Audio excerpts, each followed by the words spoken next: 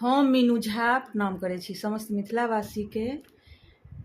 उपनयनक गीत लऽ कऽ उपस्थित छी, जाहिमे भगवती और पितर और समाज सबके जे नोतल जाइए ताहि कालक गीत लऽ कऽ उपस्थित छी।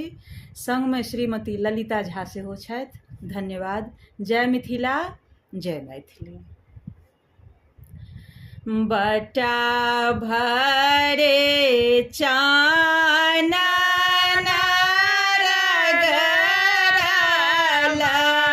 पान पात्र लेखाला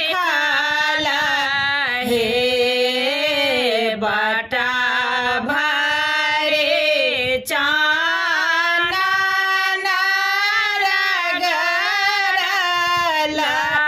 पान पात्र लेखाला हे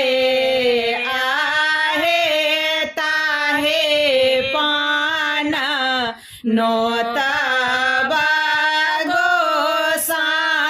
गोसाउन जे नित पूजत थे के हे आहे ताहे पान नोतबा